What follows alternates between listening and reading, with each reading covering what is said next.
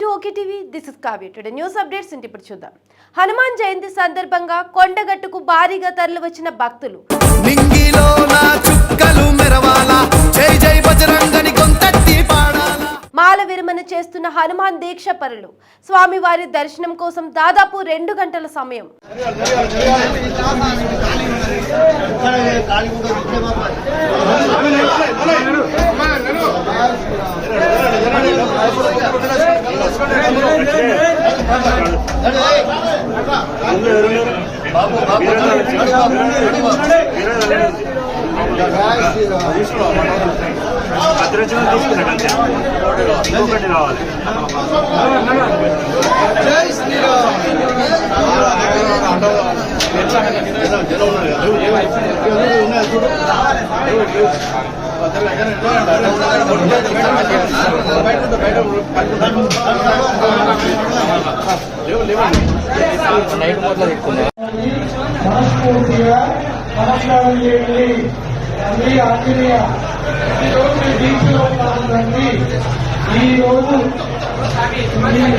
Appeal company అని చెప్పేసి భగవంతుడికి మనస్ఫూర్తి దండం పెట్టుకోండి.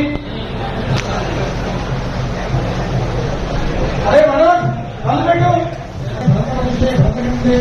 మీరు దక్షిణ విభాగే ఆంజనేయ స్వామిగా నిజ క్షేత్రే ఆంజనేయ స్వామిగా సన్నిధో స్వస్థే క్రోధీనామంతరే ఉత్తరాయణే వైశాఖమాసే కృష్ణపక్షే అగ్నిత్యాం దశమ్యాం వాసరస్వాసరే శుభవాసరే శుభనక్షత్రేణ అస్యాం శుభజీతౌ.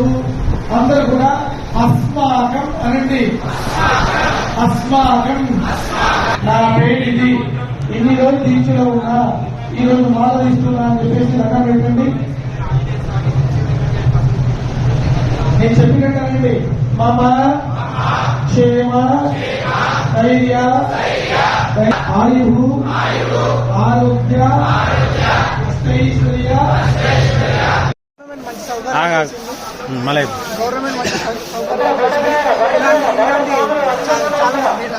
చాలా మంది భక్తులు వచ్చేస్తున్నారు ఇక్కడికి. చాలా బ్రహ్మాండంగా ఉంది. దేవుడు కూడా చాలా బ్రహ్మాండంగా కనబడుతున్నారు.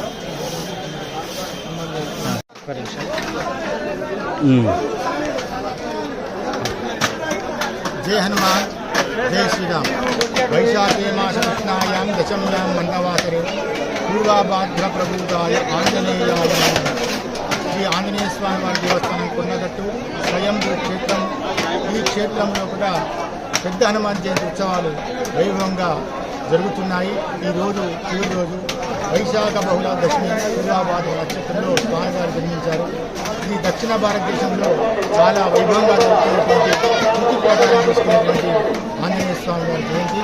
స్వామివారికి ఉదయము స్వామివారికి తిరుమంజనం జరిగింది.